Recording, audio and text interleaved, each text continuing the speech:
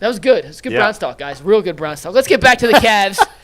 After a quick word from a new sponsor on the Ultimate Cleveland Sports Show, Upwork. Scaling your business requires the right expertise at the right time. With Upwork, you can find specialized freelancers in marketing, development, design, and more. Experts ready to help take your business to the next level. Upwork gives businesses flexibility by connecting them with top freelance talent across multiple industries, including IT, AI, web development, and marketing. Whether you need extra hands for a project or a long-term partner, Upwork makes hiring simple and affordable. Visit Upwork.com right now and post your job for free. That is Upwork.com, UPWORK.com, to connect with top talent and grow your business today. We mentioned it a little earlier. We talked about Darius and the toe injury, but the reports out of Game 1 were that if this were a regular season situation, the Cavs would most likely shut down Darius for 2 full weeks, no practice, completely get him off his feet, to help that big toe recover. Jared Greenberg, who was doing sideline last night for TNT, said there was growing concerns over the significance of said toe injury. Jason, you mentioned beforehand you would sit him until they needed him, and the need time maybe right now. But if you were the Cavs, how would you handle the Darius Garland toe situation, knowing the fact that there's a good chance he's not going to be 100% at any point in the postseason now? Yeah, I think time's up. And he has to try it. You have to test it out. If there's no structural damage, if it's a pain tolerance thing, if he can't go, he can't go. But I think you at least have to put him out there and try. I do think that it was, let's hold this off as long as possible. Wait till lose a game and then reassess. Well, I don't think anyone anticipated losing Game 1. I don't think anyone anticipated the Pacers shooting it as well as they did. And if there's any way for him to go now, he's got to go. And I get the sense that I think he is going to try, and we'll see how effective he is. Because just because a guy's out there doesn't mean he's going to be able to perform at the level that we're accustomed to him seeing. We talked earlier about the way that the Pacers are pressuring full court. Ty had an 8-second violation last night, didn't even get it over the line.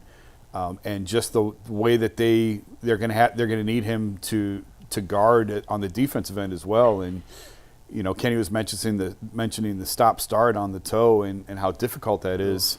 This isn't easy, and this is less than ideal, but this is the situation that they find themselves in, and you can't let this series get out of hand, and you can't go on the road down 0-2. So it's unfortunate that this is the spot that they're in. I worry more about beyond this series even. I think this is something that's probably going to linger into the Boston series, and it's just the reality that they have to deal with. This is a team trying to win a championship, and I don't know how you do that if you don't have Darius, an effective, I'm not even going to say healthy, an effective Darius Garland. And Jared, you mentioned, Mike, that Jared Greenberg said they'd sit him for 2 weeks in the regular season. Well, Tuesday. It's been 2 weeks, right? Yeah, Tuesday will be 13 days since he last played. Yep. So, that's basically 2 weeks. Right, that's what I thought when I read that. Listen, I'm never going to say to a player, you should play. It's your body. I can't tell you how to feel. But I would think if Darius Garland can play at all, he's got to give it a shot Tuesday. In a perfect world, they would have won yesterday, and then you just keep sitting him until you lose a game. But because they lost the first game, and obviously Game 2 has now become huge, if there's any chance he can play, I think he's got to try to push through it. Hopefully he will. Here's the question I would ask the doctor, and I think I already know the answer to this. We've all had a turf toe or toe-related injury, and we know the pain is through the roof. It does come down to pain tolerance. But here's what I would want to know from the doctor. If we throw him out there and it's not completely healed, explain to me the risk of him either re-injuring it and resetting the clock to day one, or even more, suffering more of an injury, right? Where now it becomes a situation where you're going to lose him for a month. So I would want the doctors to explain all of that to me. Where are we in the healing process? Is it like a scab where it heals, and when you rip it off, you're back to day one, but now it's going to heal quicker? I don't know. I have no idea, but I would want to know that from the doctor. But, Jay, I agree with everything you said. I think they were erring on the side of caution and said, look, we just mowed through Miami. Right. We may not need him in Game 1. Let's take a look and see what we look like without him. Yeah. And by the third quarter, when it was 60-48 or 80-68, I'm pretty sure at that point, if you were asked them, where are you thinking about whether or not you need Darius now? Yeah, we do need him. My biggest fear with him is it's almost like a finger injury to a pitcher. It's everything. It's the contact point. Yeah. You use it every single time you throw the ball, you're using that finger. It's the same thing. You mentioned the start and stop. Is there another position in all of basketball that has more stopping and starting than the point guard? No. That's it. And so, it's like if somebody tells you on your race car that your brake pads are bad. Well, that could be an issue. So you got to play him. You got to see what it looks like. And then you reassess as the game is going on. If at halftime he says, I can't go, I think I've done something, then you sit him. But I think back, the first thing that comes to mind is all of the series, big series, in recent sports memory, where Cleveland, I think a lot of the Indians, when they went into a series where they're decimated, their starting staff is decimated, 16, 17. Also NBA series with the Cavs, where, God, what would it look like if we were at full strength? And I know injuries are a part of it. I get that. But a big part of this whole game that we play of competitive athletics, a big part of it is luck. Yes. Oh, of course. Can you stay healthy? Huge. Mike said it's a battle of attrition. It is. We're only on game 5. We've got 4 guys on the injury report. And not just 4 guys, 4 guys. Yeah. And that's, sometimes you get lucky and sometimes you don't. Part of the reason that this Darius injury situation is so unfortunate is if you go back to when it happened against Miami, it was game 2. Mm-hmm. That was the game in Cleveland where they had that historic second quarter. And then they let Miami kind of sneak back into it. And the only reason Darius was even in at the end of the game was that Cleveland had allowed Miami to make it a contest That's where right. those guys actually were in right. the game very late. Now, obviously, that happens. It's basketball. Teams are going to go on runs. I'm not saying But that game you should can have been avoid put to bed. That game should have been over 12 minutes before Darius was even out of position to be in the game in the fourth quarter. Now, he had already heard it before in the regular season. He had re-aggravated it.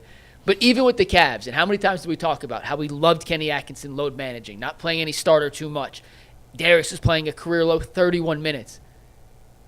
You can do all the right things. And still have bad luck. You can't prevent everything. Right. It's a contact sport. It is a physical sport. It takes one bad step, one freak incident or accident to get hurt when it matters most after preserving your body for 6 months in the regular season. And it's just incredibly unfortunate. It's not a death sentence, but it's incredibly unfortunate that one game into the second round of the playoffs, the Cavs are looking at a hindered Darius. And I wasn't there last night, but from all reports, Donovan, DeAndre, and Evan are all dealing with some injuries for game 2 now. Yeah. If you Very can play, you unfortunate. play. It's the playoffs, so. Yeah. Yeah, that's true. Jay, you mentioned that little breakdown I did earlier. You guys want to see it real quick? I Yeah. think we're ahead of schedule. We on are. time. So this is focusing on how Cleveland got caught up allowing so many open looks from 3 yesterday. Okay. A lot of it is a testament to what Indiana did, but there were some simple communication breakdowns and simple defensive philosophies that Cleveland used against Miami that I just don't think work against Indiana. So I picked 4 plays from last night, did a little breakdown on the Telestrator this morning. So here it is. I'm going to do a read first, then we'll play that real quick. Let me do a FanDuel read just to get these in. But this breakdown is brought to us by FanDuel. The NBA playoffs are in full swing, and every night delivers highlight-worthy performances, major momentum shifts, and can't-miss moments. Whether it's a game-winning shot or a breakout player, there's never been a better time to get in on the action. FanDuel makes it easy to stay in the game before tip-off and live during the game with player props, performance trends, and same-game parlays. Fans have more ways than ever to play smart and win big. If you're new to FanDuel, right now is the perfect time to sign up. Head to FanDuel.com/UCSS and place your first $5 bet. If it wins, you get $200 in bonus bets. Make every moment more with FanDuel, the official sports betting partner of the NBA. It's about 6 minutes to break down. Here it is, looking at some of the threes the Cavs gave up, how it can be fixed for Game 2, and why the Cavs better do it, or it could be an uncomfortable conversation we're having on Wednesday morning. Steve? Game 1 did not go as the Cleveland Cavaliers planned.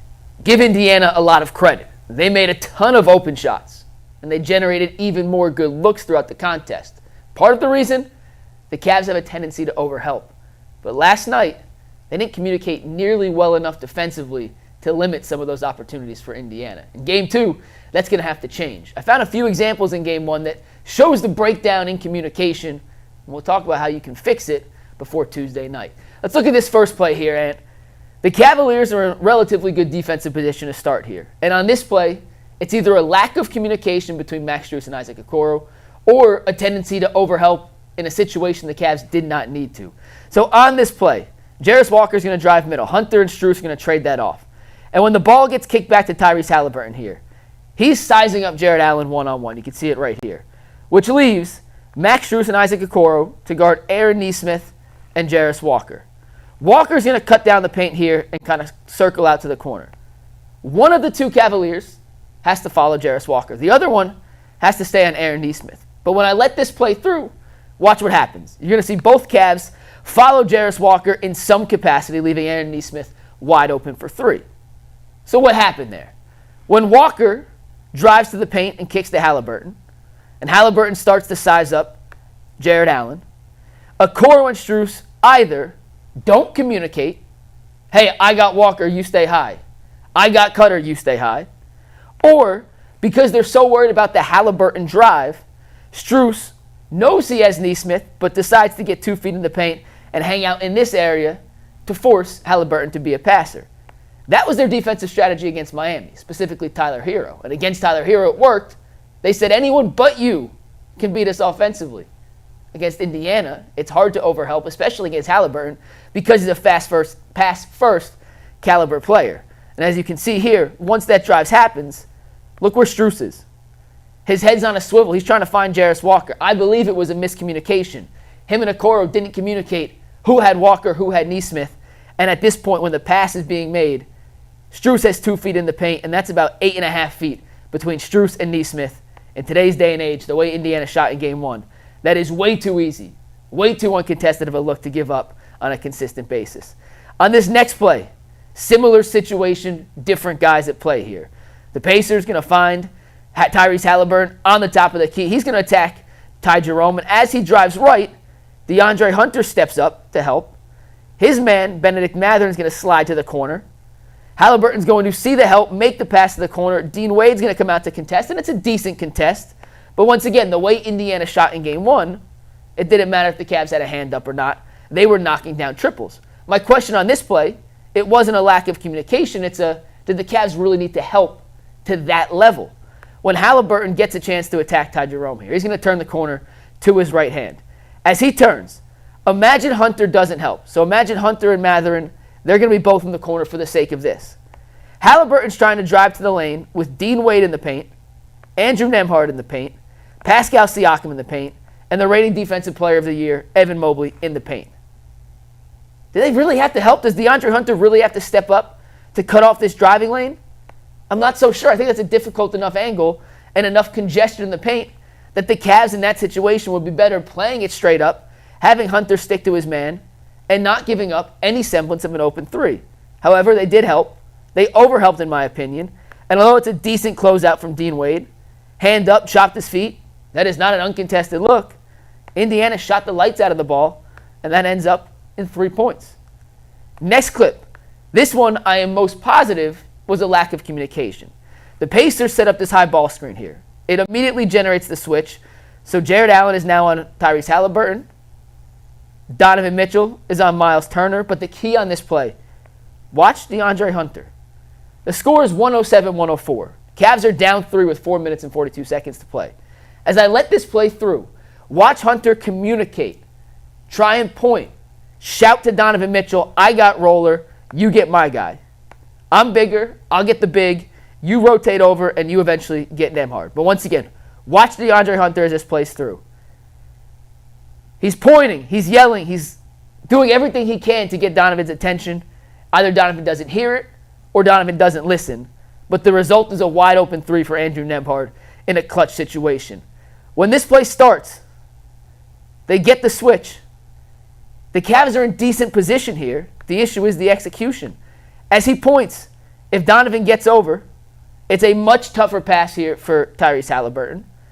If they want to feed Miles Turner in the post here on the roll, you have a 6'8" DeAndre Hunter with long arms ready to deter the pass, can at least provide some resistance.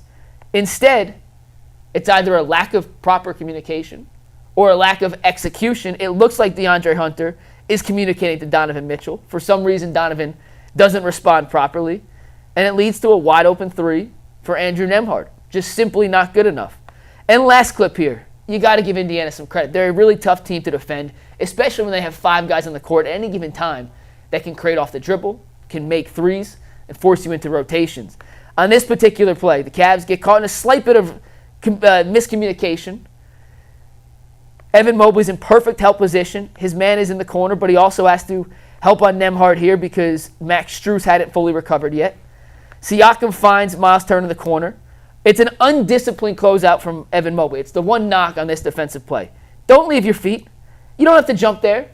We saw Dean Wade earlier chop his feet, get a hand up. That's the proper way to close out. Instead, he jumps, turns it into a 5-on-4. Miles Turner, the Pacers center, then drives the lane, forces Jared Allen to come down, kicks it to Siakam, which forces Donovan to recover. Siakam's going to make another great pass from here to the corner without even landing, and that means Jared Allen, who you can see in this position, is now going to have to sprint out to the corner to help. It's just great offense, and great offense beats good defense. But when you have 5 guys on the court and you're shooting as well as Indiana did last night, it's extremely difficult to guard. Speaking of that hot shooting, the Pacers made 19 threes in Game 1. They did that just 5 times in 82 regular season games. The Cavs, on the other hand, made just 9 threes in Game 1. It was the only time all season they haven't made at least double-digit threes. But the big number to look at here is the uncontested shots. Indiana had 66 uncontested shots per NBA.com tracking data on just 83 field goal attempts. The Cavs, 49 uncontested attempts on 98 overall field goals. Not good enough. The Cavs are a better defensive team than we saw in Game 1. They have the tape. They know the adjustments that need to be made. The question is, will they do it on Tuesday night? Well, that's the best 7 minutes of our show. I'm glad Mike, we put it in there. Yeah. That, Mike does a great job with those seriously, breakdowns. Mike, I'm not blowing your horn. No one else in this market is capable of doing that.